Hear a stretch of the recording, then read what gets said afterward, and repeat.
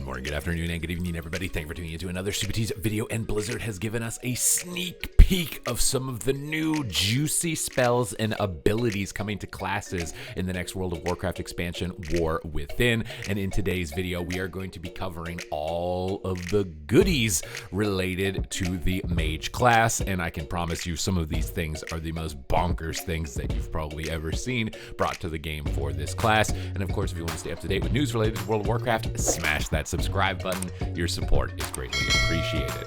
So what has been made available to us? The Frostfire Mage. The Frostfire tree will be available to Fire and Frost mages. The first talent tree reads as Frostfire Mastery. Your damaging fire spells generate 1 stack of Fire Mastery, and your Frost spells generate 1 stack of Frost Mastery. Fire Mastery will increase your haste by 1%, and Frost Mastery will increase your mastery by 1% for 12 seconds, stacking up to 8 times.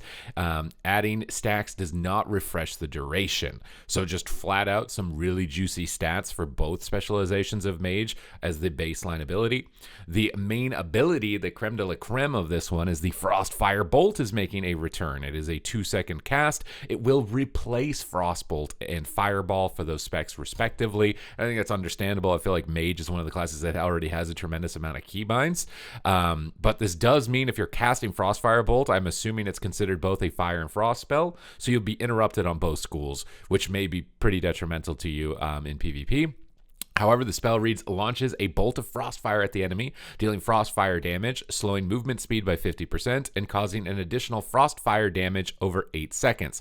Frostfire Bolt generates a stack of both Fire Mastery and Frost Mastery.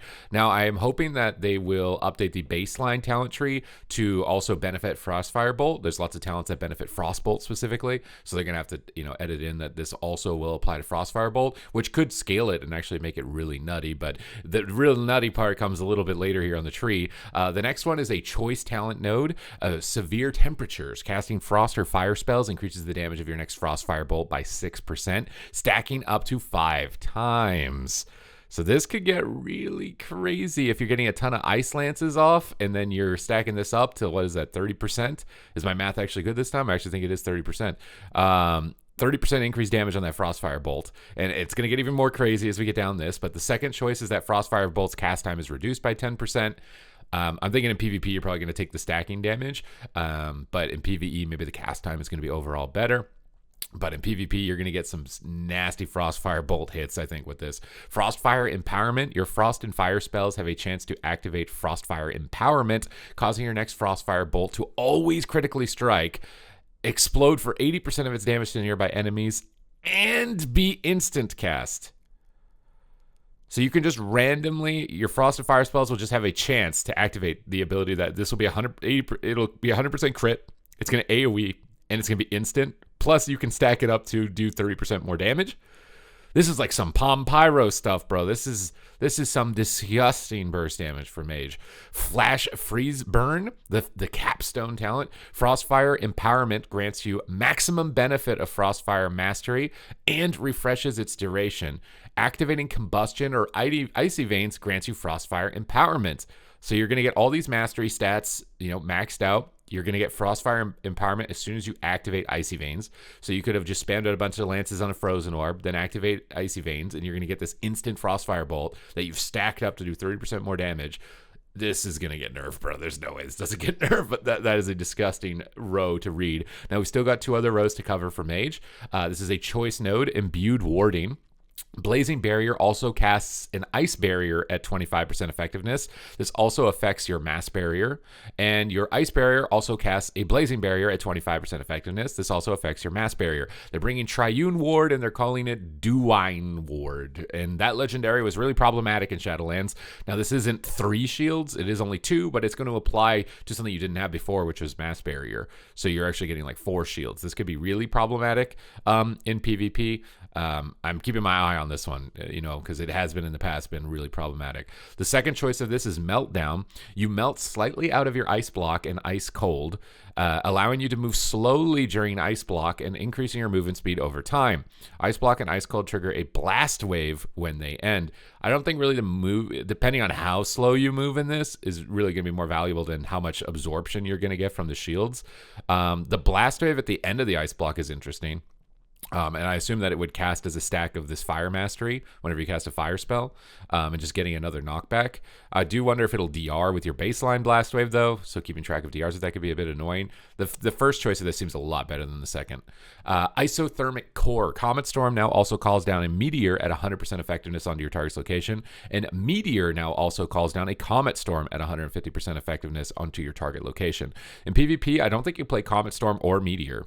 So this is kind of a dead talent, at least when it comes to PvP, assuming that the class plays the same as it is now, or maybe if they make tweaks to the baseline talent trees. Excess Frost, Fire. Reaching maximum stacks of Frost Mastery causes your next Phoenix Flames to also cast an Ice Nova at 200% effectiveness. And when you consume Excess Frost, the cooldown of Meteor is reduced by 5 seconds. So we don't really care, again, about the Meteor, I think, because you're probably not going to play it. But the Ice Nova on top of your Phoenix Flames can give you another root and quite a bit of extra burst damage on that Phoenix Flames, and you could time that during a combustion pop from Flash Freezer Burn. The Frost portion of this tree, reaching maximum stacks of Frost Mastery causes your next Flurry to also cast Ice Nova at 200% effectiveness when you consume excess Frost. The cooldown of Comet Storm is reduced by 5 seconds. Again, the Comet Storm part of this is kind of tragic, but being able to get something to shatter off of when you flurry is going to be really nice. I'm a bit worried maybe about DRs on roots. For some reason it's escaping me. I'm pretty sure Ice Nova DRs with Frost Nova. So like getting this like accidentally DRing your root might be a bit annoying. But if it doesn't DR it, then this is just going to be a nice little shatter combo for you. In the final row on the right, choice note here, Elemental Affinity, Fire. The cooldown of Frost spells is reduced by 10%. That's going to give you Ice Block faster. It's going to give you Frost Nova back faster. For Frost, you're getting the cooldown of Fire spells is reduced by 30%. So I'm assuming this applies to Ring of Fire, which is one of the most best abilities in PvP. Your Blast Wave, your knockback is going to be a shorter cooldown, and your ability to Dragon's Breath Sheep. So that is really strong for Frost. The second choice of this is Flame and Frost. Fire, Cauterize resets the cooldown of your Frost spells with a base cooldown shorter than 4 minutes when it activates. So it's not going to give you, a second block, but it would give you like your Frost Nova back. I don't know if that's as big as being able to just get, 10% off on everything all the time. For Frost, though, Cold Snap additionally resets the cooldown of your fire spells. You're only going to use Cold Snap one time in a PvP match, so I'm thinking the baseline cooldown percentage of this is probably always going to be best in PvP.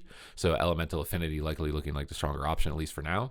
Frostfire Infusion. Your Frost and Fire spells have a chance to trigger an additional bolt of Frostfire, dealing... Wait, what? An additional bolt of Frostfire, dealing Frostfire damage. This effect generates Frostfire Mastery when activated. You can just proc out an extra Frostfire bolt. Oh my god, okay. And then this one, which could be crazy, and I'm really glad that they're focusing around this spell, Excess Fire. Fire, reaching maximum stacks of Fire Mastery causes your next Fire Blast to apply Living Bomb at 150% effectiveness, and I'm hoping that number is enough, that Living Bomb is actually like a serious threat. When this Living Bomb explodes, reduce the cooldown of Phoenix Flames by 10 seconds. So this is going to be really good, and I feel like you're going to be feeding these stacks really fast.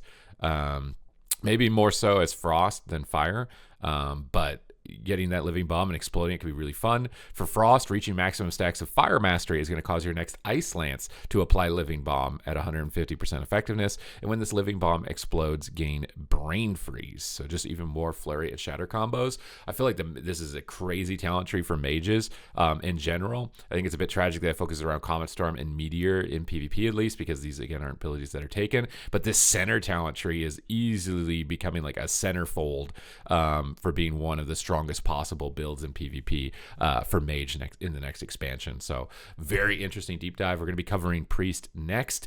So make sure that you hit the subscribe button, comment down below with your thoughts. What do you think of the classes and the hero talents so far? Other than that, thank you very much for watching the video, and I will see you in the next one.